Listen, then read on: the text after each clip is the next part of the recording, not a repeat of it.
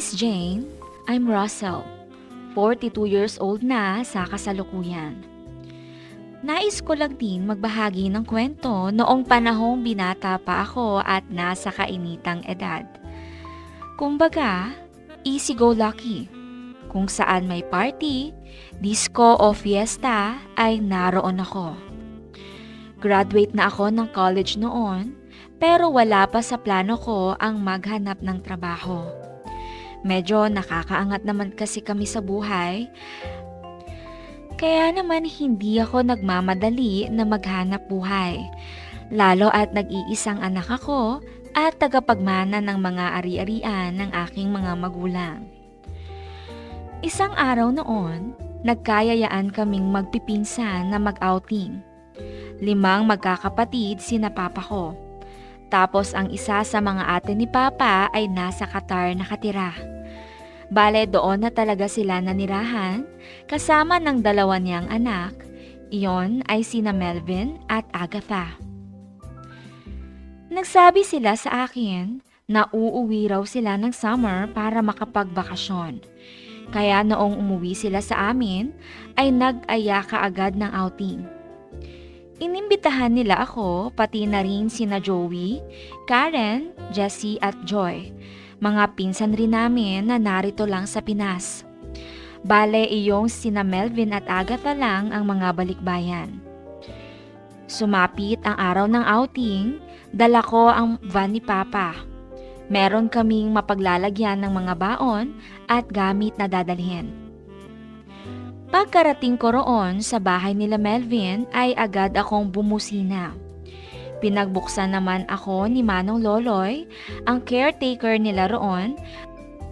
Pagkaparada ko ng sasakyan ay may nakita akong isang magandang dalaga na nakaupo sa may harding.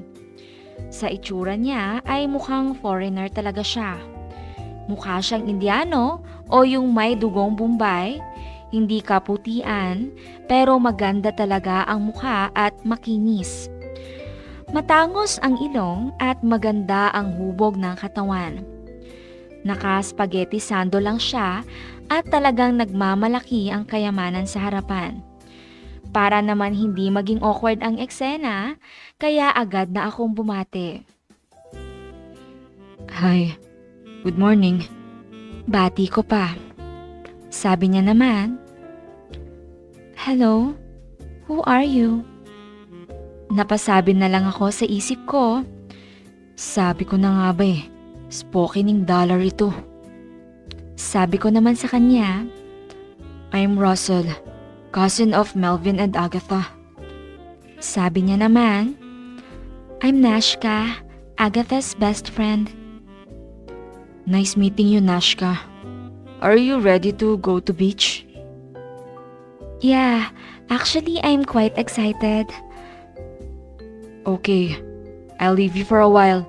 I need to talk to Melvin. Okay, go ahead. I'll be right here. Wika niya pa, tapos tumuloy na ako sa loob. Sabi naman ni Melvin, Bangis mo tol ah. Akala ko mangangapa ka sa pag-i-English eh. Ano ka ba? Anong tingin mo sa akin? Hindi nakagraduate ng college para hindi makapag-English? Kahit papano, kaya ko namang mamingwit ng mga chicks gamit ang English. Oh, nasa na ang mga dadalhin natin? Ayun oh, hakutin mo na. Ayos ah, bakit ako lang? Ano ako, boy na utusan? Sabi naman ni Agatha, Oo nga naman kuya, tumulong ka ah. Umandar na naman yung pagkabosi mo. Hi Kuya Russell, long time no see, I miss you kuya. Wika pa ni Agatha, sabay yumakap sa akin. Nagulat naman ako sa ginawa niya. Kasi dati naman ay medyo close kami pero hindi sobrang close. Tamang batian lang at minsan nakikitulog siya sa bahay namin dati. Ang una kasing nag-abroad ay si Tito Andoy. Tapos sumunod si Tita Elsa, kaya naiwan sina Melvin at Agatha kina Lolo. Madalas silang dumadaan sa bahay namin para makikain kapag walang ulam kina Lolo. Minsan rin, Kapag weekend ay sa amin sila nakikitulog dahil magpupuyat kami ni Melvin sa paglalaro ng games sa Nintendo. Tapos ayaw naman magpaiwan ni Agatha kina lolo, kaya naroon din siya sa kwarto ko habang nagigames kami ni Melvin. Tipong ganoon lang na pagiging close. Wala talagang tipong mag-best friend na closeness. Kaya kinagulat ko noong yakapin niya ako at halikan sa pisngi noong batiin niya ako. With matching I miss you pa talaga. Sabi ko naman, ibang-iba na ang itsura mo ngayon ah. Kumanda ka na nga, kuminis ka pa. Tsaka napaka-perpekto ng hubog ng katawan mo. Sabi niya naman, may gym na kasi sa mismong kondo na tinitirmahan namin, kaya libre mag-workout roon ng mga nakatira sa kondo. Siya nga pala, nakita mo na ba si Nashka? Oo, sino siya? Siya ang best friend ko sa abroad. Siya ang naging tour guide ko roon. Pagkarating ako sa iba't ibang lugar dahil sa kanya. Anak ng government official yan. Kaya kapag naroon kami ay palaging VIP vehicle ang sinasakyan namin at may driver and bodyguard pa. Mabuti nga at pumayag ang daddy niya na isama ko rito nang walang kasamang bodyguard. Pero ang sabi, dapat tuwing gabi ay tatawag si Nashka sa nanay niya at magre-report ng mga kaganapan at kung saan nagpupunta. Wow, big time pala yan. Pero mukha namang mabait. Oo, mabait yan. Hindi niya pinagmamayabang ang estado nila sa buhay. Sabi naman ni Melvin, Uy, tama na yan daldalan nyo. Maghakot na tayo. Anong oras na oh? Dadaan pa natin si Joey. Okay, sige Agatha. Mamaya na lang tayo magtsikahan ha. Okay, Kuya Russell. Sagot niya pa sa akin na matamis ang ngiti. Kaya naman medyo naguluhan tuloy ako. Hindi ko naman itinatanggi na hindi mahirap magustuhan si Agatha dahil maganda talaga ito at mabait rin. Kahit noong mga bata pa kami, hindi ko siya naging kaaway. Kapag inaasar ko nga yun dati ay iiyak lang, tapos maya-maya ay nasa tabi ko na naman nakasiksik. Noong isakay ko na ang mga gamit ay sabi ko, Ano, tara na? Sabi naman ni Agatha doon sa kaibigan niya, Let's go, Nashka. Okay, wika noon at dumiretso ng sakay. Nasabi ko na lang tuloy sa isip ko, Talagang ganun lang ang suot niya. Spaghetti straps na sando at napakababa pa. Tapos white na jogging pants. Sa bagay, may maipagmamalaki rin naman siya sa ganoong itsura.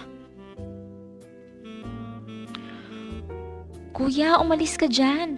Ako ang uupo sa tabi ni Kuya Russell. Sawang-sawa na ako sa pagmumukha mo eh.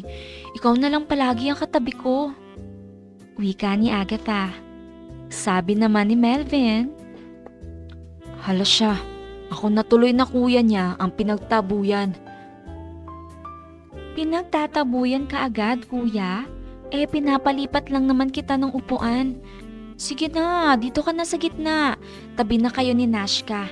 Kausapin mo yan para hindi maboring. Alam mo nang wala ako sa mood magsalita ng English eh. Kaaga-aga mag-i-English na. Matutulog na lang ako sa biyahe. Wika ni Melvin at umupo sa gitnang bahagi ng sasakyan. Pero hindi naman sila magkadikit ni Nashka. Habang nagmamaneho ako, ay panay ang kwento at pagtatanong sa akin ni Agatha ng kung ano-ano. Kaya naging masaya ang biyahe. Ilang sandali pa ay dumating na kami kina Joey.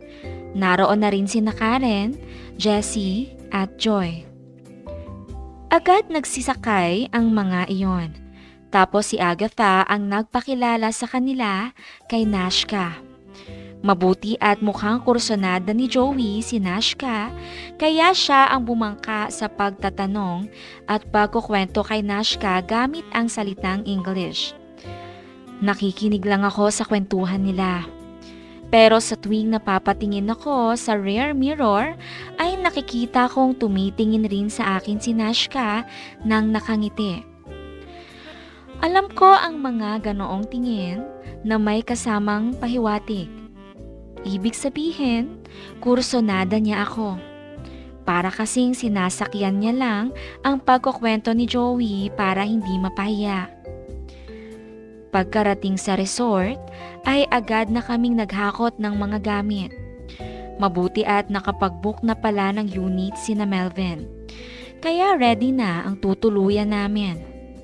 Summer season pa naman noon, kaya mahirap makakuha ng unit kung walk-in lang. Sa isang kwarto ay magkasama kami ni na Melvin, Joey at Jessie. Tapos sa kabilang kwarto naman ay sina Karen, Agatha at Joy. Tapos may pangatlong kwarto kung saan si Nashka. Ikinuha daw nila ng kwarto si Nashka dahil baka kapag nag-inuman na kami at maingayan ay hindi makatiis sa ingay. Mas mabuti na iyong may kwarto siyang mapupuntahan para makapagpahinga ng komportable. Lalo na at kailangan niyang tumawag sa mama niya. Pero may bed rin silang idinagdag sa kwarto nila para kay Nashka. Para kasama pa rin nila roon. Bale reserve lang talaga ang ikatlong kwarto kapag gusto nang magpahinga ni Nashka ng maaga. Pagkatapos mahakot ang mga gamit namin sa room, ay agad na silang nagsiligo. Ako tuloy ang naging punong abala. Ako ang tagahawak ng mga susi at may hawak ng cellphone nila. May shoulder bag nga ako, dala na puro cellphone, susi at wallet nila ang laman. Naroon rin ang isang maliit na pouch ni Nashka kung saan naroon ang wallet at passport niya. Ayaw niyang iwanan sa room dahil baka raw may pumasok na magnanakaw at mawala.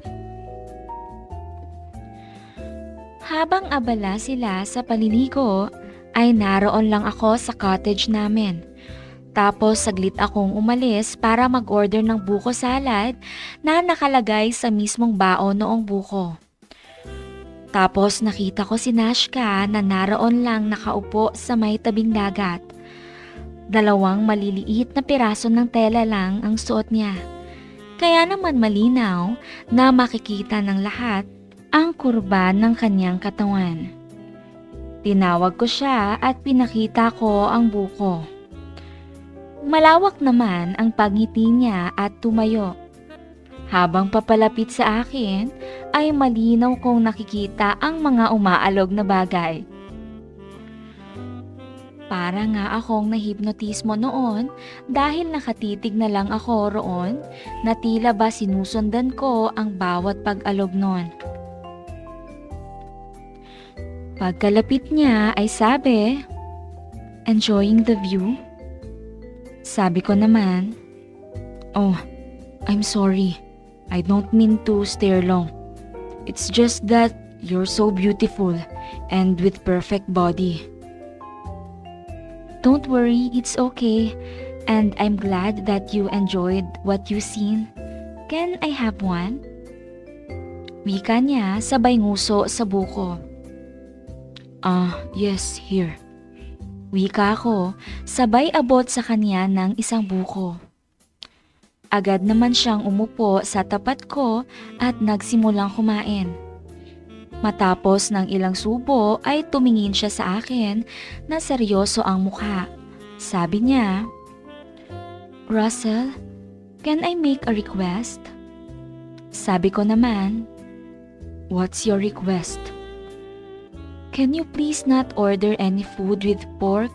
I don't eat pork. It's a religious thing." No problem. I will order chicken and seafoods then. You don't have allergy in any kinds of seafood?" "No, I don't have." "Okay, chicken and seafood it is." Sagot ko, tapos ilang saglit pa ay lumapit na rin si Agatha at diretsyong tumabi sa akin at dumampot na rin ng buko. Sabi ko naman, Huwag ka naman masyadong dumikit. Basta oh. Ang arte naman ng kuya ko. Bakit kasi hindi ka pa maligo? Sinong magbabantay ng mga susi at mga wallet nyo? Ginawa nyo na nga akong baggage counter eh. Natawa naman si Nashka. Sabi naman ni Agatha, "Did you understand what he said?" "Yeah, I think he's complaining about being our baggage counter." Nagtawa na naman ang lahat. Sabi ni Nashka, "Am I right?" Sabi naman ni Agatha, "Yes, he is complaining." "Ganito kuya ang gawin mo. Mamayang hapon para kasama kang makaligo, i-deposit mo yung shoulder bag doon sa reception. May safety cabinet sila roon. May bayad yun pero safe naman. Tapos bibigyan ka nila ng susi or number card para yon ang gagamitin mo kapag bubuksan mo na ang cabinet na yon. At least isang maliit na susi na lang ang dala mo. Pwede mo pang ikwintas." Okay, sige. Yan ang gagawin ko para naman makaligo ako mamayang hapon. Sige, maiwan ko muna kayo. Mag-order na ako ng pagkain natin. Pasado 10:00 na eh. Sabi pa naman ni Nashka, no pork daw. Oo. Bawal nga sa kanya ang pork. Tatango-tango naman ang dalagang foreigner. Paalis na ako noong sumunod sa akin si Agatha, sabay hawak sa braso ko. "Sama ako, Kuya Russell." Di sumama ka. Pero wag kang kumapit sa akin. Mababasa ako. Tsaka paano ako makakapang-hunting ng mga chicks rito? Kung makikita nila nakapit ka ng kapit sa akin. Baka sabihin nila may asawa na ako. Sabi niya naman, "Di wag ka nang maghanap ng ibang chicks. Ako na lang muna chicks mo rito." Napatingin naman ako sa kanya. Nakangiti siya kaunti pero mukhang seryoso. Anong pinagsasasabi mo dyan? Medyo masungit kong pagtatanong. Sus, kunyari ka pa kuya. Nakikita naman sa mga mata mo na nahuhumaling ka rin sa akin, pati na kay Nashka. Sige, itatanggi mo? Tanong niya. Sabi ko naman, Kaunti lang. Tsaka hindi yun counted, pinsan kita eh. Pwede pa kay Nashka pero sa'yo malabo. Sabi niya naman, "Bakit malabo? Paano kung sabihin kong okay lang sa akin? Basta walang ibang makakaalam." Seryoso ka ba talaga o pinagtitripan mo lang ako? Sabi niya naman, "Try me later kapag lasing na ang lahat at may pagkakataon." Ay, ewan ko sa'yo. Hindi ko gusto yung suggestion mo eh. Wika ko pa. Pero sa isipan ko ay nabubuhay na ang aking mga kalamnan at meron nang nagsisimulang magalit sa kailaliman. Pagkarating sa reception ay umorder ako ng 2 buong lechong manok at pinachop ko na. Tapos sinigang na hipon na good for 8 to 10 persons. Tapos leche flan for our dessert. Pagkabalik na ng cottage nang sabihin ni Agatha, Kuya Russell, basta kapag sinenyasan kita mamaya ha, alam mo na yun. Napakunot naman ako ng noo at sinabing, Seryoso ka talaga ha? "Oo naman, basta yung pangako mo, walang ibang makakaalam." Wika niya, tapos tumakbo pa papuntang dagat dahil kita niyang naroon na uli ang mga kasama namin. Sabi naman ni Nashka, Russell, "Can you join me to my room?" Nagulat ako noong nagsalita siya sa may loob ng cottage. Akala ko ay naroon na siya sa dagat. Nagpaiwan pala. Sabi ko naman, oo sige. "What?" Sige means yes, same as oo. Tumango-tango siya at lumabas na ng cottage at humawak sa braso ko. Hindi ko inasahan na gagawin niya yon. Dahil kahit napakaganda niya ay formal naman siya kumilos. Hindi nga lang ako sigurado kung anong culture sa bansa nila pagdating sa pakikipag-date. Pagkarating namin sa may pintuan ng unit niya, ay agad kong kinuha ang susi sa shoulder bag na dala ko. Tapos binuksan ko ang pintuan. Sabi ko sa kanya, "Don't stay long. Before 12 p.m., our food will be delivered in our cottage." Sabi niya naman, "What I mean is, join me inside." Huh? You mean inside the room? Yes. Sagot niya nakasabay pa ng pagtango. Di pumasok na rin ako. Pagkasara lang ng pintuan ay agad niyang inalis ang 2 pirasong tela na suot niya. Tapos hinila ako patungo sa banyo. Alam ko na agad ang ibig noon sabihin. Kaya agad ko na rin inalis ang shoulder bag at inilapag sa kama. Pati mga sagabal ko ay inalis ko na rin. Mahihiya pa ba ako? Siya nga, wala nang natira. Pagkabasok sa banyo, ay nag-on siya ng shower at kaagad tinawid ang distansya ng aming mga labi. Nagpati-anod na rin ako sa gusto niyang mangyari, lalo at gusto ko rin naman iyon. Matagal naming inasikaso ang isa't isa habang nakababad sa manipis na patak ng shower.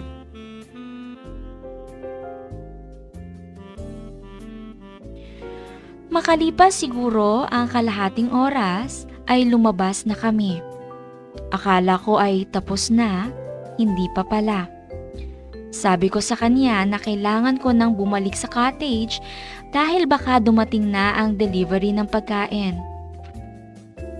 Sabi niya naman na bitin pa raw siya.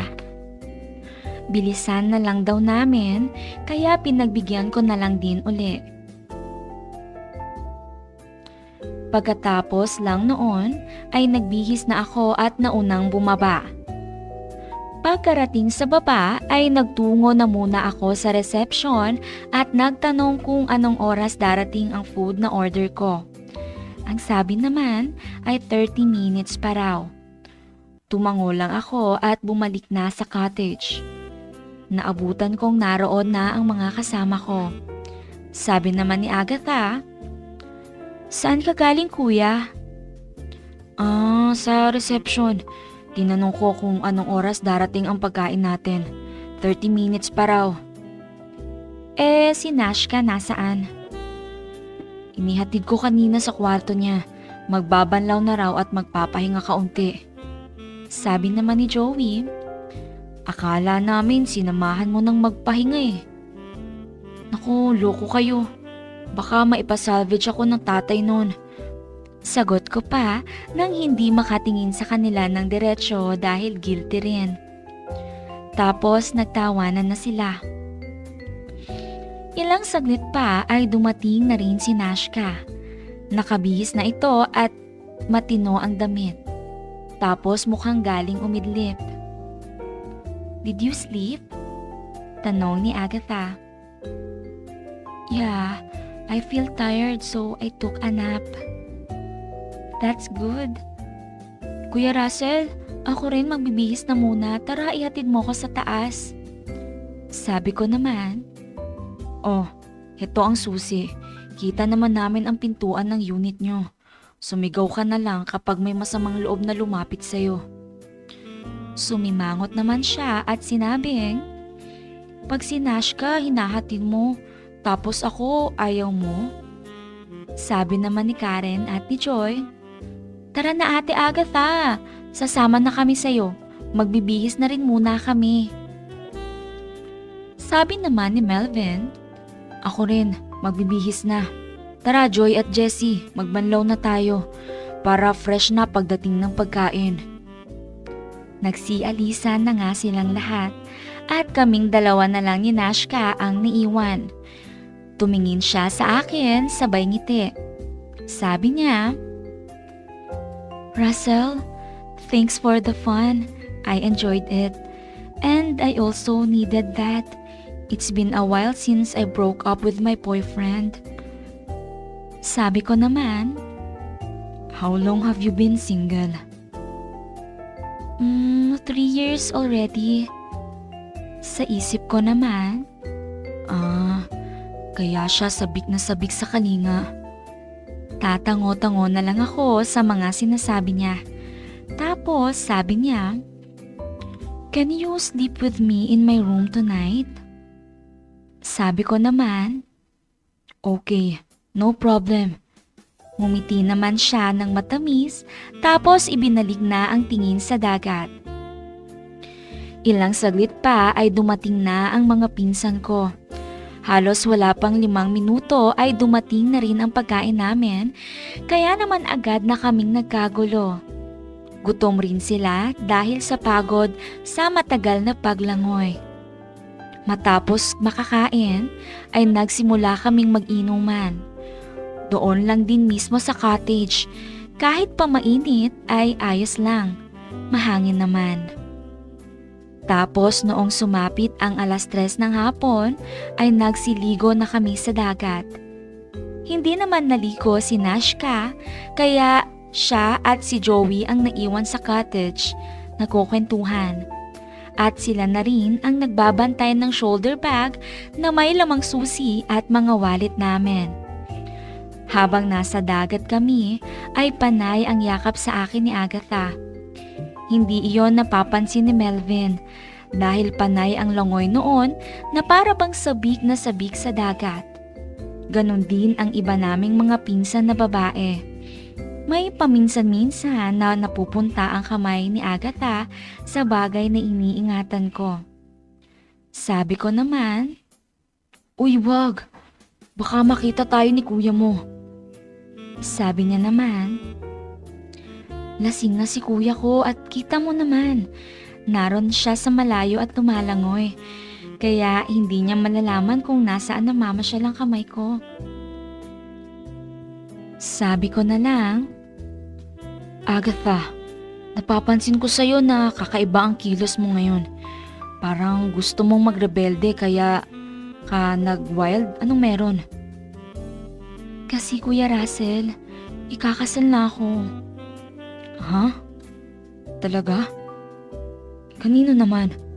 Sa Arabo? Naku, hindi. Pinoy din siya pero half Canadian. Pilipino ang nanay tapos Canadian ang tatay. Family friend namin. Okay naman siya, mabait. Kaso sobrang hinhin. Duda nga ako eh. Mukhang bading. Ilang beses na kaming nag-date ni hindi man lang ako nahawakan sa kamay. Tapos, nagkasundo sila mommy at daddy na ipakasal ako roon.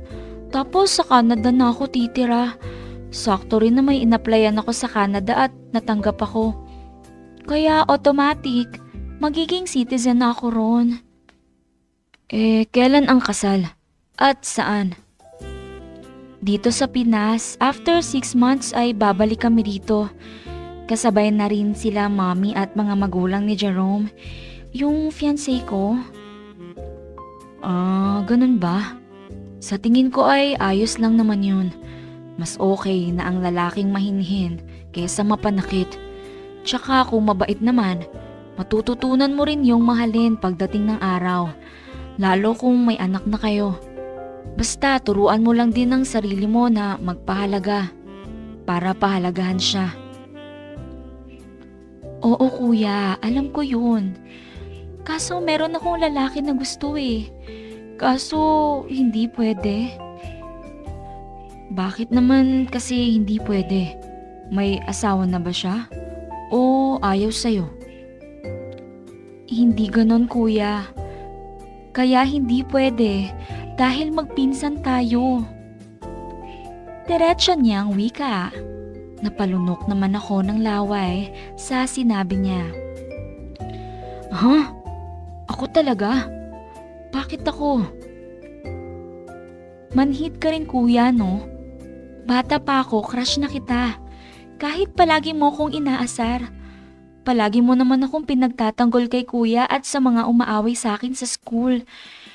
Kapag may gusto akong pagkain, binibilhan mo ko. Kapag humingi ako ng pera at may extra ka pa, Nagbibigay ka rin.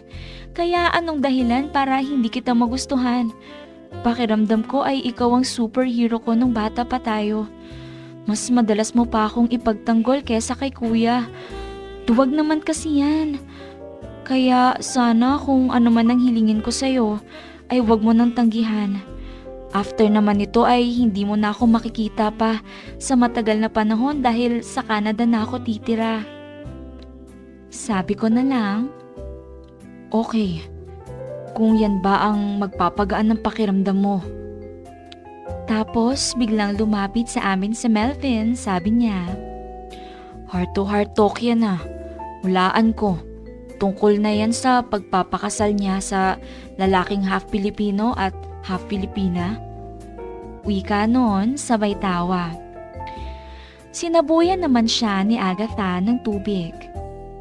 Umalis ka nga rito kuya, maayos kaming nag-uusap eh. Oo na, sawa na rin naman ako makinig sa hinaing mo tungkol sa bading na si Jerome. Kaso sis, wala ka nang magagawa. Yun ang gusto nila mami at makakabuti para sa'yo. Huwag kang mag-alala, kapag sinaktan ka ni Jerome, ay tutulungan kitang mag-file ng divorce. Tapos, dito na tayo manirahan sa Pinas. Hindi ka na masusundan nun. Takot lang yun na mabugbog. Pagbugbog natin dito kay Russell, pasag ang mukha nun. Wika ni Melvin, tapos lumangoy na papalayo. Sabi ko naman, so pati si Melvin hindi ka kinampihan sa desisyon nila mami?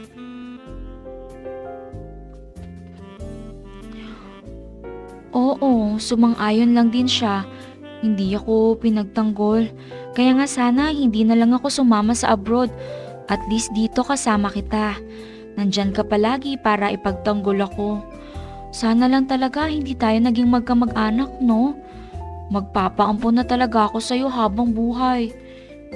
Sabi niya, sabay yakap muli sa likuran ko.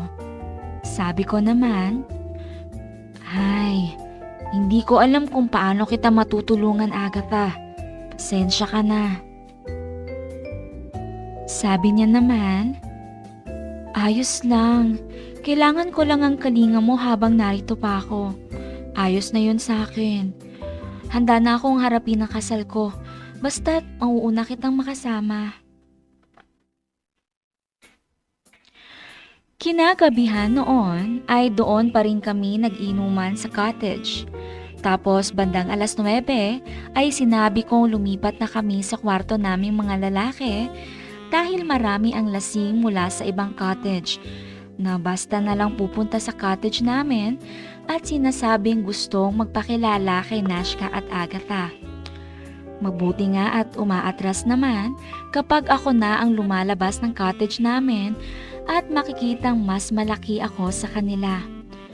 Pero para makaiwas sa gulo ay lumipat na kami sa kwarto.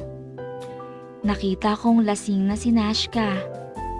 Pasimple niyang inabot sa akin ng susi ng kwarto niya at sabi, pumasok na lang daw ako roon kapag tapos na ang inuman. Noong wala na si Nashka at kami-kami na lang magpipinsan ang nag-iinuman, napansin kong inagaw ni Agatha ang bote ng alak.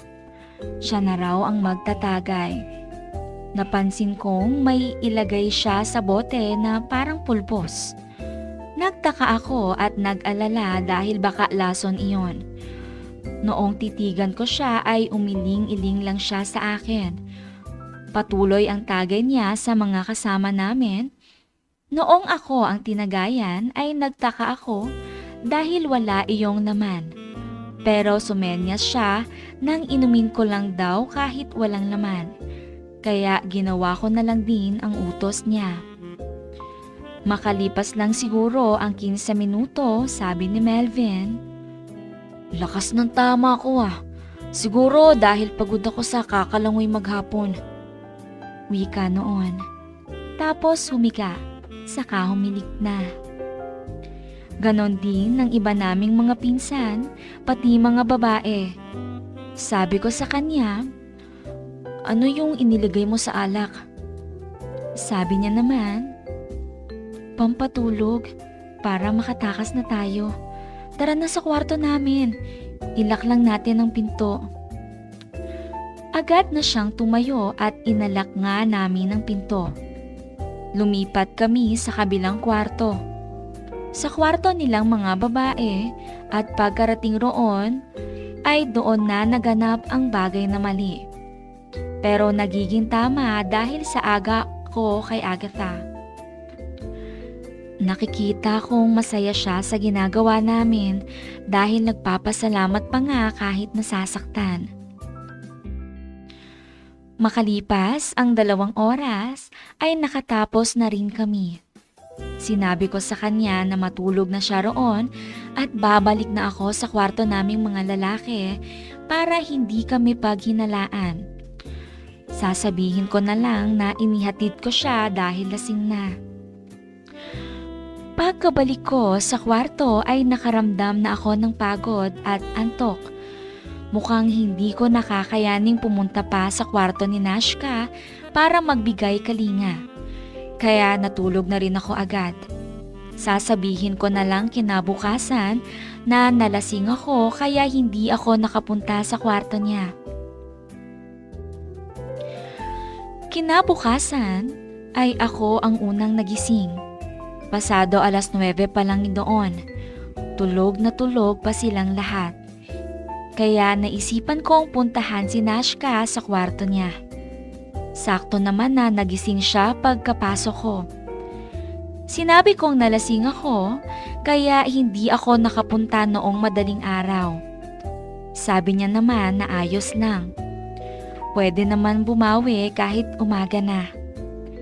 Dinala niya ako sa banyo at sabay kaming naligo at ginawa ang bagay na gusto niya. Tulad noong kahapon ay hindi pa rin siya kontento doon. Muli pa naming inulit sa higaan. Pagkatapos noon ay nagpaalam na ako na babalik sa kwarto namin. Sinabi kong sumunod na lang siya roon dahil naroon naman ang mga loaf bread na baon namin.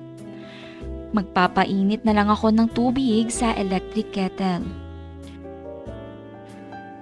Habang nagkakape kami ni Nashka, ay isa-isa nang nagising ang mga pinsan ko. Wala na silang nakitang kalat dahil nakapagligpit na ako. Ibinuhos ko na rin sa lababo ang sobrang alak na may pampatulog. Matapos makapag-almusal ay bumalik na sila Karen at Joy sa kwarto nila. Tapos noong lumabas ay sinabing nilalagnat raw si Agatha. Kaya naman ako ang pumunta roon at ipinagdala siya ng nakatimplang Milo at sandwich. Pinilit ko siyang kainin iyon at pinainom ko na rin ang gamot. Kahit ganon ang inabot niya sa ginawa namin, ay nagpapasalamat pa rin siya sa akin at walang pagsisisi. Pare-parehong masakit ang ulo nilang lahat. Maliban sa amin ni Nashka, kaya naman kami na lang ni Nashka ang naligo sa dagat noong umaga. Panay ang harutan namin doon na parang magkasintahan. Panay rin ang yakap niya sa akin habang nasa dagat kami. Noong sumapit ang 11:00 pasado ay nagtanghalian na kami sa cottage. At pagsapit ng pasado 1:00 ay umuwi na rin kami. Makalipas ang 1 linggo ay nakatanggap ako ng text mula kay Agatha. Kuya, samahan mo naman kami ni Nashka. Balak namin mag-overnight sa isang hotel na hindi kasama si kuya. Medyo hindi niya trip si kuya na makasama in private. Kaya ikaw daw ang ayain ko. Tsaka huwag ka nang tumanggi.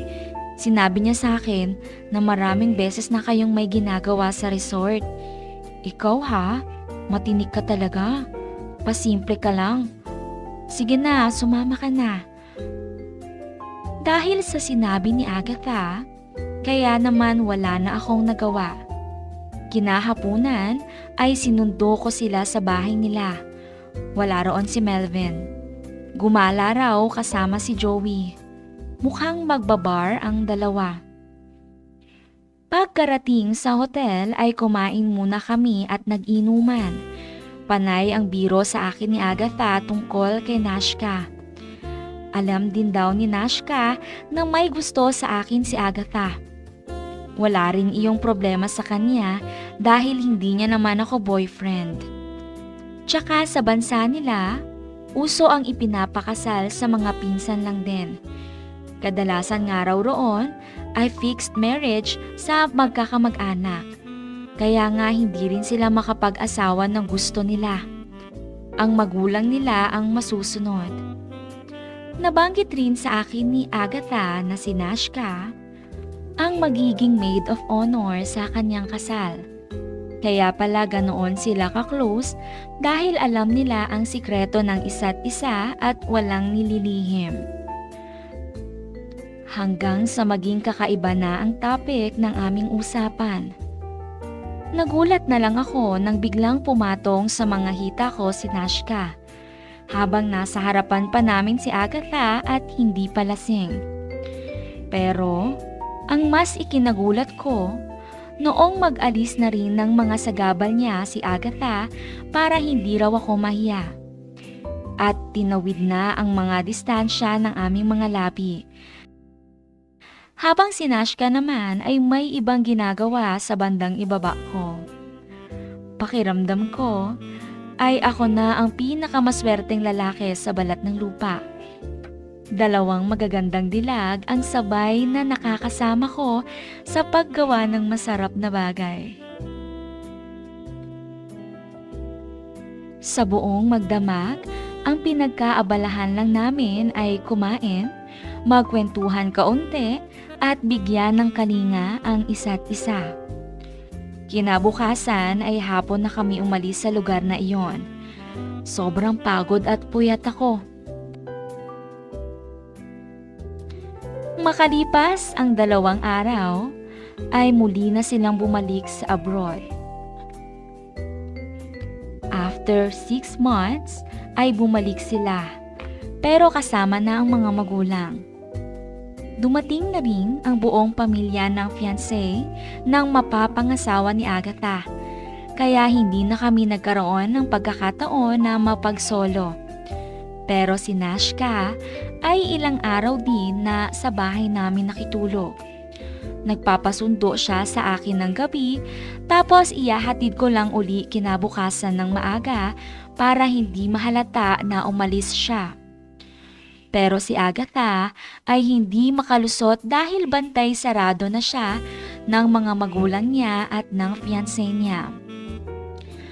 Pagkatapos ng kasal, ay nagsibalik na rin silang lahat sa abroad at magmula noon ay wala na rin akong naging komunikasyon sa kanila.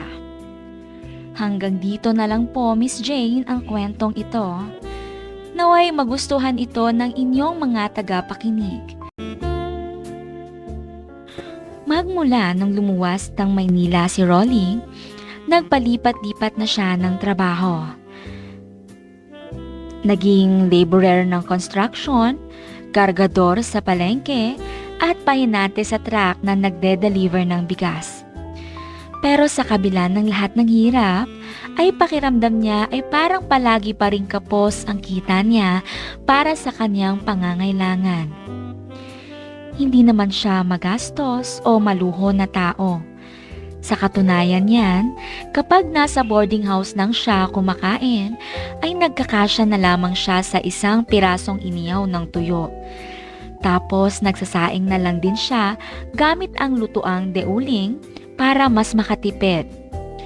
Pero dahil sa nagpapadala siya ng pera buwan-buwan para sa kanyang ina at kapatid na nasa Sorsogon, kaya halos wala siyang maipon.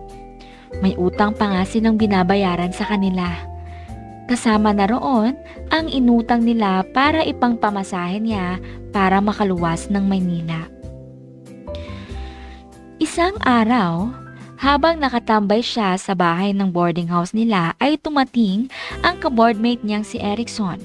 Sabi pa noon, "Pare, nagkapunan ka na?" "Hindi pa pare eh." "Hulaan ko. Hinihintay mo munang pumasok sa trabaho ang mga boarders na mga chicks sa kabilang room bago ka kakain dahil nahihiya kang makita nila na inihaw na tuyo lang ang ulam mo palagi. Ah, parang ganun na nga. Eh bakit kasi nagtitiis ka pa rin sa pinagtatrabahuan mong bigasan? Alam mo naman na napakakuripot ng amo mo ron. Saan makakarating ang sahod na 100 isang araw? Hindi pa libre pagkain. May bonus ka nga na bigas, 2 kilo lang naman sa isang linggo. Eh baka 2 araw mo lang nakain yun eh. Oo nga pre, tama ka naman. Kaso wala naman akong ibang malilipatan. Doon naman sa water refilling station, sobra na nga raw sila ng tao. Tsaka alam mo naman na high school graduate lang ako, kaya medyo tagilid talaga ako na matanggap sa mga matitinong trabaho. Sabi naman ng kaboardmate niyang si Erickson. Alam ko na, sa Makalawa, pupunta ako sa tiyuhin ko sa Olongapo City. May pabrika yun ng ice cream. Yung typical na ice cream na inilalako ng mga sorbetero. Ganun ang negosyo niya. Marami siyang tauhan ng mga tagapaglako. Pwede kang mag-apply ron bilang helper lang muna. Tapos, kapag may umalis na tauhan, saka ka makiusap na pumalit sa pwesto nun. Si tito ko kasi ang may-ari ng mga karo na pinaglalagyan ng mga ice cream. Kaya siya rin ang masusunod kung sino-sino lang ang pwedeng maglako.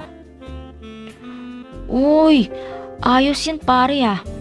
Pero i-text ko muna si tito mo kung pwede ako ron. Baka mamaya, walang bakante eh, nasayang lang ang pagpunta ko ron. Tapos pagkabalik ko rito wala na akong babalikan na trabaho. Ang sabi pa naman ni Mang Nonong na kapag umabsent ako ay papalitan niya ako agad. Ah, ganun ba? Sige pre, ite-text ko si Tito Richard kung pwede ka ron. Pero bago yan, sumama ka na muna sa akin. Kain tayo sa paborito kong karinderya. Siguradong may bulalo sila ngayon. Huwag kang mag-alala, ililibre kita. Pagkatapos ay mag-iinom tayo. Dadalawang girlfriend ko kasama ang best friend niya eh. Gusto daw makipag-inuman eh. Sabi ko na lang na dito sa kwarto natin. Hindi naman ako pwedeng maglasing ng todo dahil may pasok rin ako bukas. Talaga pare? Ayos yan ah. Ang galante mo ngayon. Naku, hindi naman. Nakatanggap lang ng kaunting bonus. Kaya hindi masamang manlibre ng kaibigan paminsan-minsan. Wika pa ni Erickson at inakbayan na si Rolly upang magtungo sa karinderyang kanilang kakainan. Pagkarating roon, ay nag-order si Erickson ng 2 order ng bulalong baka, tapos 6 na kanin. Kuya, mukhang gutom kayo ah. Wika pa ng dalagang tindera. Oo, medyo gutom talaga. Nanlaki naman ang mga mata ni Rolly sa dami ng kanin at ulam sa harapan niya. Kaya agad na siyang kumuha ng 4 na kalamansi at 2 sili para sa kanilang sausawan na patis. Habang kumakain, ay wala silang imikan. Nagpadagdag pa nga sila ng sabaw noong maubos ang sabaw sa bawat mangkok, pero meron pang karne. Hindi naman sila pinagdamutan ng tindera dahil suki roon si Erickson at kilalang malakas talaga mag-order. Matapos makakain ay nag-take out pa si Erickson ng 2 liempo na pinachop ng maliliit at 2 order din ng sisig para sa kanilang pulutan. Saka dumaan sa 7-Eleven para bumili ng 1 bote ng tequila. Wow, sosyal pare ah. Oo naman, mga chicks ang kainuman natin. Tapos, MP lang ang ipapainom natin. Nakakahiya yun. Paano tayo makaka-score kung ganun? Ikuha mo na rin ako ng 2 1.5 liters na Sprite. Isunod mo sa akin sa counter. Kukuha lang ako ng chips. Okay pare. Areklado, masigasig na sagot naman ni Rolly.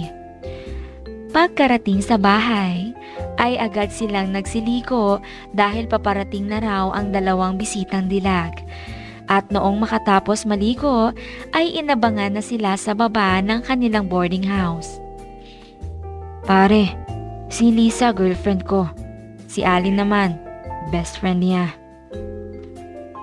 Nice meeting you girls. Pati ni Rolly at nakipagmano. Sabi naman noong Ali, "Wow, nagji-gym ka kuya? Ganda ng katawan mo ha? Buong-buo ang dibdib, tapos malaki ang braso. Ganito pa naman ang mga gusto ko na lalaki. Yung may malaking braso at malapad na katawan. Yun bang kapag may barilan ay pwede akong mag-cover sa likuran?" Imbes na sumagot si Rolly, ay inunahan siya ni Erickson. Oo. Nagji-gym yan si Rolly. Kasama ko siya mag-gym 3 times a week. Kaya maganda talaga ang katawan nito. Wika ni Erickson at tinapik si Rolly sa balikat. Sabi naman ni Rolly, Oo. Nagji-gym nga ako. pagsang-ayon niya na lang dahil pinanlalakihan siya ng mata ni Erickson. Tara na sa taas. Nakaredy na ang kasiyahan roon. Wika pa ni Erickson. Agad na nga silang nagsiakyat sa second floor ng boarding house. Nakasalubong naman nila si Kuya Boy, ang janitor ng boarding house. Uy, ano yan Erickson? Bakit magpapapasok kayo ng bisita sa kwarto nyo? Bawal yan, di ba? Agad namang bumunot ng 200 si Erickson sa bulsa at inabot sa janitor. Alam mo Kuya Boy, wala kaming pinapapasok na bisita dito. Alam kasi namin na bawal. Ikaw ba? May nakita ka bang may pinapasok kami rito na bisita? Nakangiting tanong pa ni Erickson. Sabi naman ni Boy, Wala. Kahit kailan wala akong nakitang may bisita ka rito. Pera pa, may nakikita akong nalalaglag sa sahig. Wika noon na tumatawa rin habang malawak ang ngiti na naglalakad palayo. Sabi naman ng dalagang si Ali, "Ayos ang bantay nyo rito ha? Madaling kausap basta may lagay." Oo naman, kaya dapat marunong kang makisama rito para hindi maisumbong ni Boy sa may-ari. Tara na sa loob. Wika pa ni Erickson. Pagkapasok nga sa loob ay agad na silang nag-inuman. Galing lang din naman daw kumain ang dalawang dalaga kaya hindi nila ibinili ng pagkain panghapunan. Masarap ang kanilang inuman at puro mga biroan. Hanggang sa noong malasing ay nagkahamunan na ng body shots. Pareho namang kinilig ang dalawang dalaga noong pinatanggal nila ng pang-itaas si Rolly para sa body shots. Talagang may maipagmamalaki ito dahil may mga nakasalansan na pandesal sa sikmura. Noong sumapit ang 11:00 ng gabi, ay naging mainit na ang mga eksena ni na Erickson at kasintahang si Lisa. Sabi naman ni Ali, Lisa, paano ako? Saan ako matutulog? Sabi naman ni Lisa, "Diyan ka sa kama ni Rolly. Bakit? Ayaw mo pa?" Anong ayaw? Gustong gusto. Sagot noon at agad nang humiga. Pinatay na rin ni Erickson ang ilaw. Noong mahiga si Rolly ay agad na siyang sinunggaban ng dalagang si Ali. Kaya wala na siyang nagawa kundi ang magpatianod na lang din sa nais ng dalaga. Kinabukasan, pagkagising ni Rolly ay wala na siyang katabi. Maging si Erickson ay wala na rin sa higaan nito. Kaya naisip niyang baka inihatid ni Erickson ang dalawa pauwi. Siya naman ay bumangon na at naligo dahil may pasok pa siya sa trabaho. Nakita niyang walang bawas ang pulutan nilang sisig at may natira pa sa layampo. Kaya naman, agad siyang nagsaing at iyon ang iniulam para sa almusal.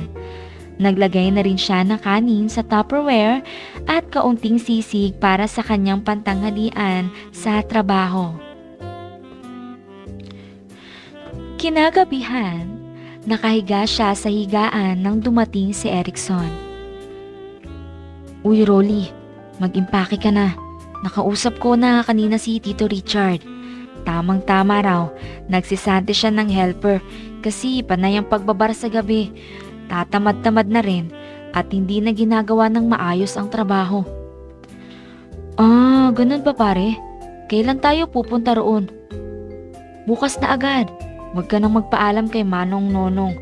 Total, balasubas naman yun magtrato ng mga tauhan niya, di ba?" "Oo, tama ka." Pagsang-ayon naman ni Rolly. Agad na siyang bumangon at inilagay sa isang bag lahat ng kanyang mga gamit. Kinabukasan ay maaga silang gumising at naligo. Dumaan muna sila ng karenderya para mag-almusal bago sila nagtungo sa terminal ng Victory Liner sa Pasay. Doon sila sumakay papuntang bayan ng Olongapo sa probinsya ng Zambales. Pagkarating roon, ay nakausap nila ang tiyuhin ni Erickson na si Mang Richard. Wala naman iyong naging problema. Ang sabi lang, kapag tamad ay mareklamo, sa trabaho ay tanggal agad. Ganun lang. Kapag masipag naman, ay ipopromote niya bilang tagapagtinda ng ice cream after 6 months. Tuwang-tuwa naman si Rolly at laking pasasalamat kay Erickson. Sabi naman ni Erickson, "Basta, kapag nakaipon ka ng malaki, ay libre mo ko. Kahit isang gabi lang sa inuman, ha?" "Oo naman pare, hindi ko ito makakalimutan.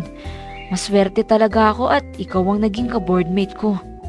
Sabi naman ni Erickson, "Malas naman ako dahil tinulungan kitang makapagtrabaho rito. May iwan tuloy ako sa boarding house natin mag-isa.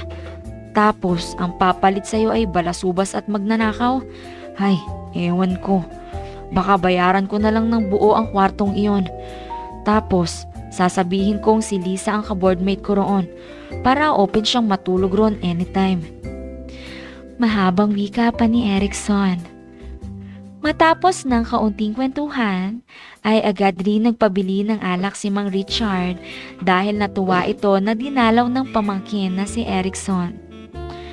Makalipas ang 2 araw, ay bumalik na sa Maynila si Erickson. Si Rolly naman ay nagsimula na sa pagtatrabaho bilang helper. Dahil sa hindi na yon mabigat na trabaho, kaya naman tuwang-tuwa siya. Libre na nga ang pagkain at snack.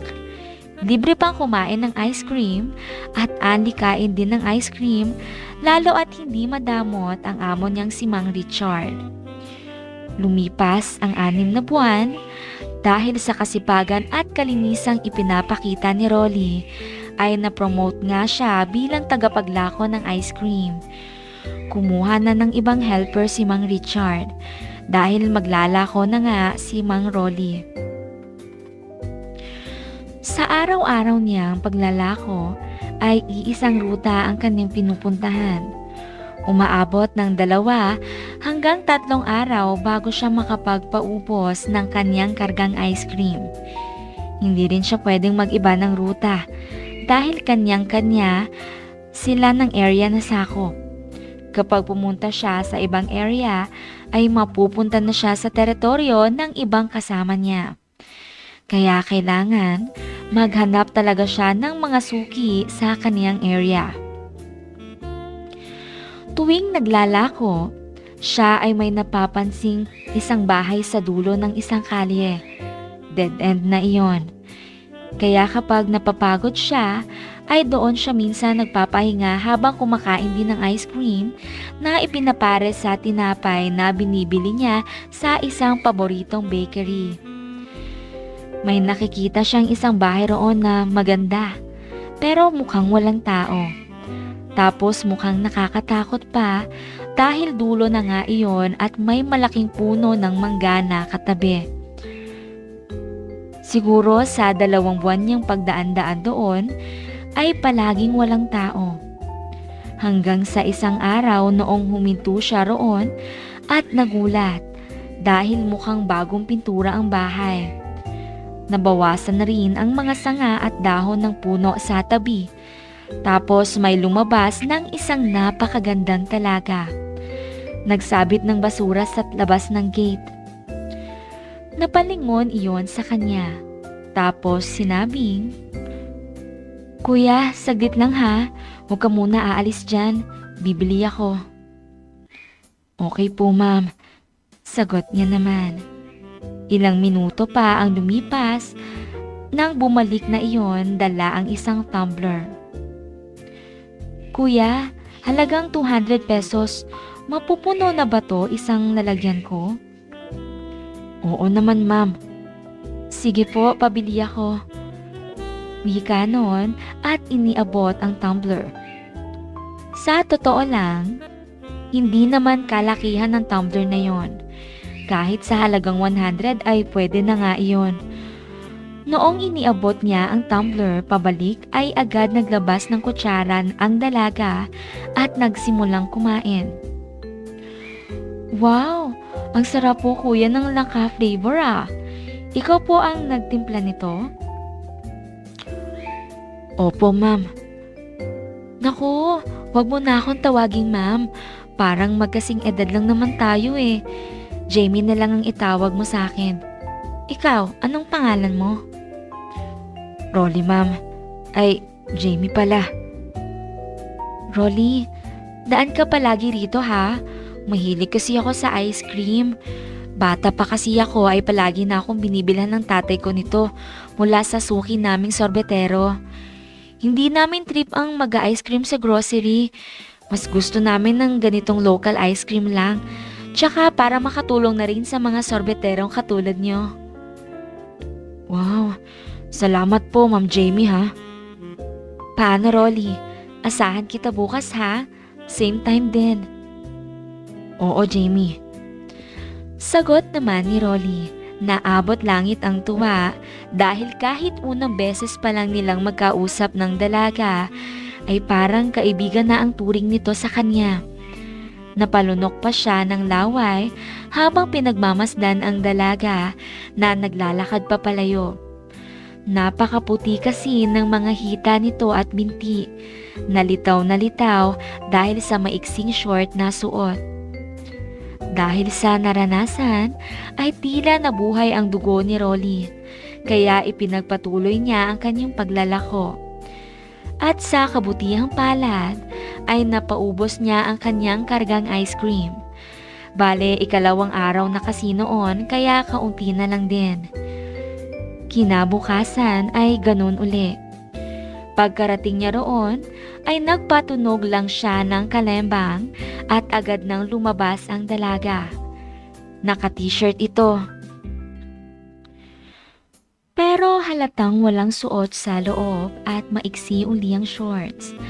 Sa tantya niya ay nasa mga 20 to 24 years old lang ang dalagang iyon at napakalambing pang magsalita. Inabutan pa nga siya ng biko na kakanin noong lumapit sa kanya. Medyo naparami raw kasi ang nabili at hindi na kayang ubusin kaya ibibigay na lang kay Rolly. Dahil sa araw-araw na pagbili ng dalaga ay mas lalo silang naging close sa isa't isa. Bawat bili noon ay nagkukwentuhan sila ng 30 minutes to 1 hour tungkol sa buhay-buhay. Kaya nalaman niya na ang boyfriend ni Jamie ang nagpapayad ng renta sa bahay na iyon at nagbibigay ng panggastos buwan-buwan. Ang kasunduan raw nila ay hindi siya pwedeng magtrabaho o umalis ng bahay ng matagal. At ang ikinagulat pa ni Rolly, dahil ang sabi ng magandang dalaga, ang boyfriend niya raw ay isang politiko sa nasabing bayan at may asawa at mga anak na ito. Kaya raw lihim lang ang kanilang relasyon at pinupuntahan lang siya sa bahay na yon. Malungkot at puno ng bitterness na kwento pa ng dalaga.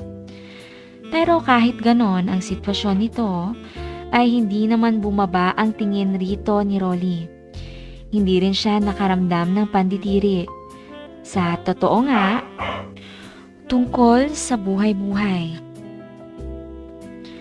Habang tumatagal, ay mas lalo niyang nagugustuhan ang dalaga at nangangarap na makasama sa paggawa ng masayang bagay. Pero alam niyang suntok sa buwan ang pangarap na yon. Hindi siya mayaman kagaya ng boyfriend noon na politiko. Kaya anong dahilan para patulan siya ng magandang tilag? 3 buwan ang lumipas. Isang araw noon, sabi ni Jamie, "Rolly, bukas hatiran mo ako ng ice cream, 2 flavor. Ito ang lalagyan ko. Gusto ko langka at cheese flavor. Birthday ko kasi bukas." Sabi naman ni Rolly, "Talaga? Kaso hindi ako maglalako bukas eh. Straight 2 weeks na kasi akong hindi nagpapahinga. Kaya naisipan kong magpahinga bukas at magpamasahe. Naninigas ang mga binti ko sa araw-araw na paglalakad." Sabi naman ng dalaga, "Ganun pa? E di wag kang maglako bukas. Igawa mo na lang ako ng ice cream na order ko. Ihatid mo lang dito, mag-tricycle ka na lang din. Babayaran ko na ang pamasahe mo sa tricycle back and forth. Tsaka, pakakainin na muna kita bago ka umuwi. Birthday ko nga, di ba?" Saglit na nag-isip si Rolly. Pero nagulat siya nang bigla siyang hawakan ng dalaga sa kamay. "Sige na please. Gusto ko talagang kumain ng maraming ice cream bukas." Napasabi na lang si Rolly ng, "Okay, sige. Alang-alang sa'yo. Gagawa ko ng ice cream na i-deliver rito." "Yehey! Ang bait-bait mo talaga." Sagot naman ng dalaga. Kinabukasan, umalbor si Rolly ng base ice cream sa mga kasama niya. Wala naman yung problema dahil kaunti lang naman ang 2 Tupperware. Sa kanya tinimplahan ng langka ang isang Tupperware, tapos cheese naman sa isa. Noong matapos ay naligo na siya at nagpunta sa bahay ng dalaga. Pasado 11:00 siya nagpunta roon dahil yon ang sabi ng dalaga. Pagrating roon ay matagal siyang naghintay sa gate dahil hindi siya kaagad na pagbuksan. Makalipas siguro ang 2 minuto, sa kanya palang nakita ang dalaga. Namumugto ang mata noon. Nagbukas iyon ng gate, sabay sabing, "Halika sa loob, tuloy ka." Hindi umimik si Rolly na tumuloy sa loob ng bahay ng dalaga. Diretso niyang nilagay ang mga ice cream sa lamesa dahil dumiretso ang dalaga sa kwarto nito. Pagkalabas ay inabutan siya ng 1,000 pesos. Sabi naman ni Rolly, "Anong nangyari? Bakit ka umiiyak?" Sabi naman ng dalaga, "Paano ba naman kasi?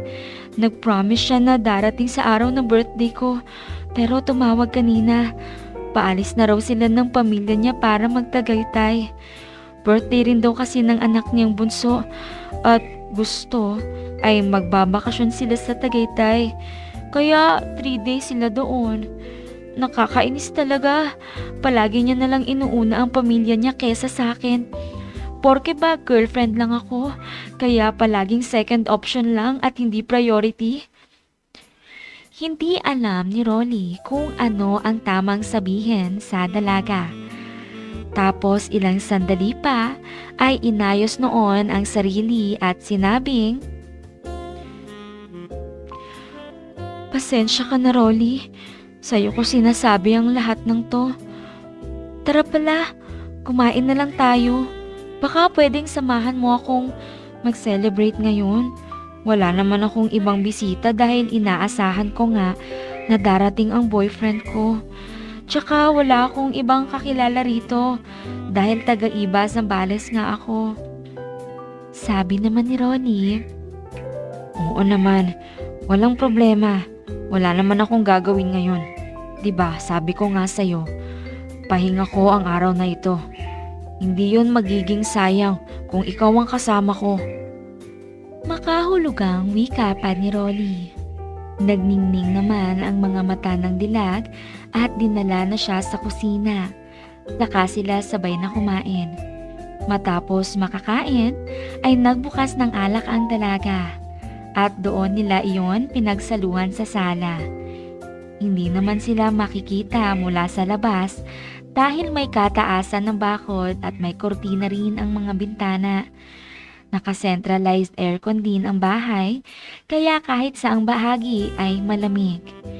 Noong nasa harapan na sila ng inuman, ay nagulat si Rolly noong tumayo ang dalaga at umupo sa mga hita niya ng paharap. Hindi siya nakaimik at titig na tinig lang sa magandang mukha ng dalaga. Rolly, pwede mo ba akong tulungan sa bagay na hindi maibibigay sa akin ngayon ng boyfriend ko? Naiinis ako sa kanya at inuna niya ang pamilya niya. Kaya may karapatan akong magsaya kung sino man ang gusto kong makasama. Sabi naman ni Rolly. Oo, ayos lang. Sagot niya at agad nang tinawid ng dalaga ang distansya ng kanilang mga labi at ginawa ang nais. Sinabayan na rin iyon ni Rolly at wala nang pagdadalawang isip pa. Buong maghapon nga silang nagpakasaya ng dalaga hanggang sa gabi. Sa kinabukasan na umuwi ng pabrika si Rolly, magmula noon, sa tuwing maglalako siya at mapapadaan roon, ay tatawagin siya ng dalaga at papapasukin sa loob ng bahay nito sa kanila gagawin ang bagay na gusto ng dalaga na nararanasan araw-araw. Kagaya na lang ng pagkain ng ice cream. Wala namang pagsidlan ang tuwa ni Rolly dahil maliban sa kasiyahang na idudulot sa kanya ng dalaga, inaabutan rin siya ng halagang 500 halos araw-araw para sa bayad sa ice cream at sa kalinga na ginagawa nila ng kalahating oras araw-araw. Magandang araw po sa iyo, Miss Jane. Tawagin niyo na lang po ako sa pangalang Trevor. 42 years old na sa kasalukuyan. Isa po akong masugid na tagapakinig ng inyong channel. At gaya ng iba niyong mga tagapakinig, na-encourage rin ako na magpadala ng aking sariling karanasan.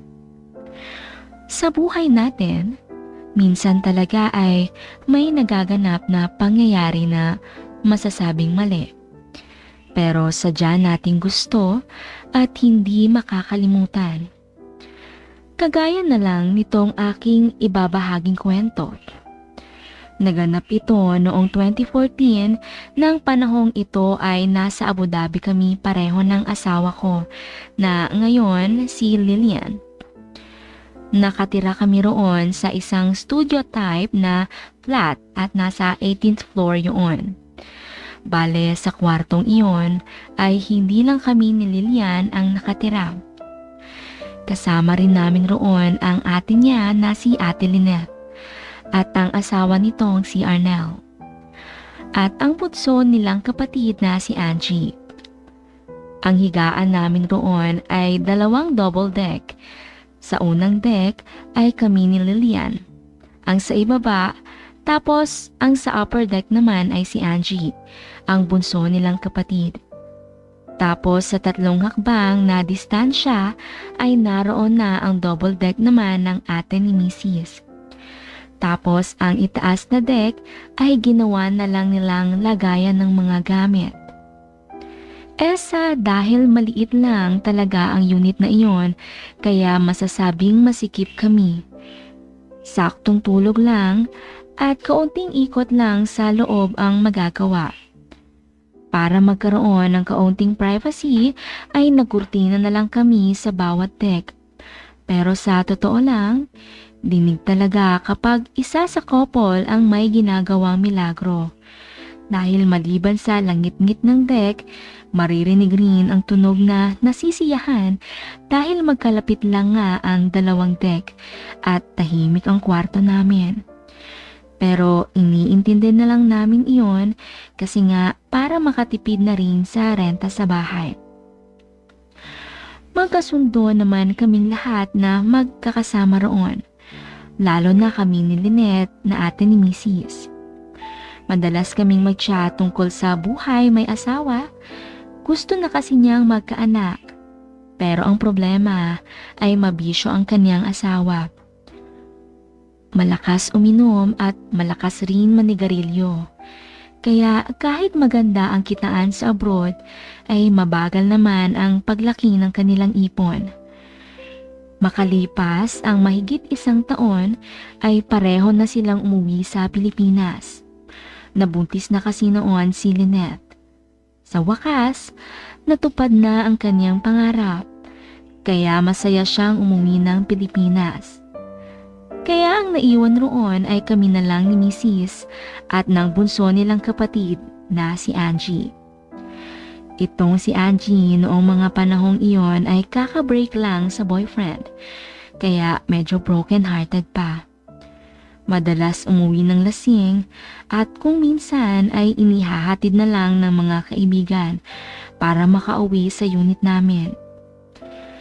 Isang araw noon at araw iyon ng day off ko, 6:00 pa lang ng umaga ay umalis na ng bahay si Mrs. ko dahil may pasok siya at 7:00 pa ng gabi ang uwi. Kaya naman, naisipan ko bumawi ng tulog. Total day off ko naman. At kung sakaling magutom ako, ay maraming namang ulam sa ref na maaaring ipainit. Pasado 8:00 lang siguro noon nang marinig kong bumukas ang pinto. Alam ko namang si Angie iyon dahil madalas ganong oras siya umuwi galing sa kanyang mga gala sa ibang kaibigan. Dahil sa bala ko nga noon na magpahinga buong maghapon, kaya hindi ako nagbukas ng ilaw. Narinig kong pumasok siya sa banyo at nagbukas ng shower. Malamang ay maliligo. Makalipas ang ilang minuto ay lumabas na siya, nakatapis lang ng tuwalya. Pagkalapit niya doon sa kabilang deck ay inalis ang tuwalya at dinampot ang kanyang panloob sa ibaba na nakahanda roon. Dahil sa naroon lang ako sa tapat, kaya kitang-kita ko ang lahat ng magagandang tanawin. Malamang ay hindi niya alam na naroon ako kasi hindi naman permanenteng araw ang day off ko. Nanuyo ang aking lalamunan sa panonood sa mga magagandang tanawin. Kahit malamig ang silid ay bigla akong pinagpawisan at nakaramdam ng kakaibang pagkaalinsangan. May mga bagay na rin na nabuhay sa akin at mukhang naghahanap ng teritoryong mapapasukan.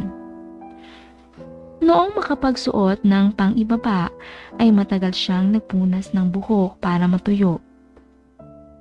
Mahaba rin kasi ang kanyang itim na buhok. Ito si Angie ay hindi naman katangkaran. Nasa 5'2" lang ang kanyang height. Maputi, may dimple at talagang gifted sa bagay na makikita sa harapan. At ako ang buhay na saksi sa detalyeng iyon. Lalo at maliban sa nakita ko ng harap-harapan, kalaunan ay napasyalan ko rin talaga ng paulit-ulit ang mga magagandang tanawin na iyon. Akala ko ay diretso na siyang magsusuot ng damit pagkatapos magpunas ng buhok. Pero iba ang kanyang ginawa. Nilabas niya ang kanyang laptop, tapos noong mag-open ay may binuksan siyang folder. Doon na ako nagulat dahil lahat ng koleksyon na naroon ay mga kakaibang palabas. O mas tamang sabihin, hindi pambata. Kumuha siya ng headset at nagsuot bago nagsimulang manood.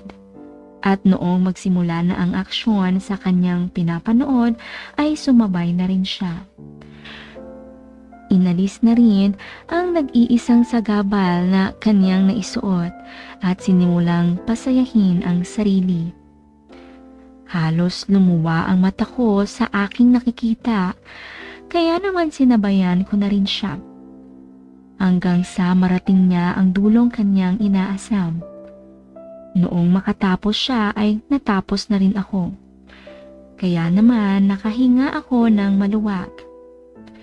Okay na sana ang lahat nang hindi sinasadyang masipa ko ang railings ng higaan. Agad siyang napalingon sa kinaroroonan ko, sabay sabing, "Kuya Trevor, nariyan ka pala?" Sabi ko naman, Oo. "So, nakita mo ang mga ginawa ko?" Oo, lahat. Sagot ko pa, dahil parang mali naman kung may itatanggi pa ako. Napansin kong namula bigla ang kanyang mga pisngi na mukhang hiyang-hiya. Sabi ko na lang, Pasensya ka na kung sinabayan kita. Nadala ko sa nakita ko eh. Ganda mo kasi. Huwag kang mag-aalala, walang makakaalam noong nakita ko. Alam ko naman na normal lang iyong nagawin, lalo sa'yo na wala kang boyfriend. sabi niya naman, "Nag-enjoy ka ba sa nakita mo, kuya?" Abay oo naman. Tsaka bakit kasi hindi ka pa mag-boyfriend? Sigurado namang marami ang nanliligaw sa'yo ngayon. "Naku kuya, ayoko muna. Pahinga muna ako sa mga relasyon na yan. Nakakapagod makisama eh. Siguro magtsatsaga na lang muna ako na gawin mag-isa. O di kaya paminsan-minsan ay maghahanap ako ng pansamantalang kalaro sa apoy para walang commitment. Wala ring sakit sa ulo." Ha? Ganun ba? Maaga kang malalaspag kapag ganun. Hindi ka naman noon dadahan-dahanin dahil wala naman iyong pagkikare sa'yo. Sayang ka. Ang ganda pa naman ng hugis ng kambal mo. "Talaga kuya? Nagagandaan ka sa hugis nitong mga kayamanan ko?" Oo naman. Ang sarap siguro mamasal dyan. Sabi niya naman, "Gusto mong masubukan hawakan kuya?" Oo sana kung okay lang. Tsaka gaya ng sinabi ko kanina, wala namang makakaalam ng lahat ng nangyari ngayon. "Eh di sige, halika rito." Wika niya, kaya naman nagkandara pa ako sa pagtayo. Agad ko na siyang dinaluhong at wala nang pag-aalinlangan. Alam kong sobrang uhaw siya sa bagay na iyon. Ako naman ay masasabing hindi man uhaw, pero kung ganoong bagong putahe ang makakaharap, ay talagang susulitin ko ang pagkakataon hanggang sa huling patak. Nagtagal kami sa aming ginagawa ng halos 1 oras. Noong makatapos ay saglit kaming nagpahinga at nagkwentuhan. Tapos inulit naming muli. Hanggang sa sumapit ang bago magtanghalian. Tumayo na siya upang magluto. Nagluto na nga siya noong nang sinigang na salmon. Habang nagluluto siya ay naroon lang ako. Nagkukwentuhan kami ng normal na parang walang kakaibang naganap. Matapos makakain ng tanghalian, ay saglit lang kaming nagpahinga at muling ginawa ang bagay na iyon. Talagang halos sa maghapong iyon ay wala na kaming ibang ginawa kundi asikasuhin ang isa't isa. Tapos noong hapon na ay nagpaalam na siya na papasyal sa isang kaibigan. Noong makaalis siya ay naglinis naman ako ng buong unit namin. Kaya naabutan ni Mrs. na malinis ang unit at walang kahit kaunting mapaghihinalaan. Magmula noon ay madalas na namin iyong gawin sa tuwing may magandang pagkakataon. Kaya naman, mas lalong naging enjoy ang buhay ko kahit naroon ako sa abroad. Makalipas ang 1 taon ay nagkaroon ng boyfriend si Angie. Doon na namin inihinto ang ginagawa naming dalawa. At hindi naglaon ay umuwi siya ng Pilipinas kasabay ng boyfriend niya dahil magpapakasal na raw sila. Kaya kaming dalawa na lang ni Mrs. ang naiwan roon.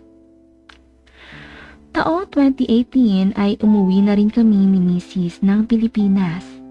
At kahit nagkikita pa kami ni Angie ay hindi na namin pinag-uusapan ang tungkol sa mga nangyari sa abroad. Pero minsan, nagkakaroon kami ng kakaibang ngitian. Sa part ko ay naaalala ko yung mga ginawa namin. At sa tingin ko ay ganon din siya. Dahil maliban sa kakaibang ngiti, namumula rin ang kanyang pisngi at mapapayuko. Hanggang dito na lang po ang maibabahagi kong kwento, Miss Jane. Sana ay maikwento nyo ng maayos ang aking karanasan. More power po sa inyong channel and God bless. Ayun, my loves.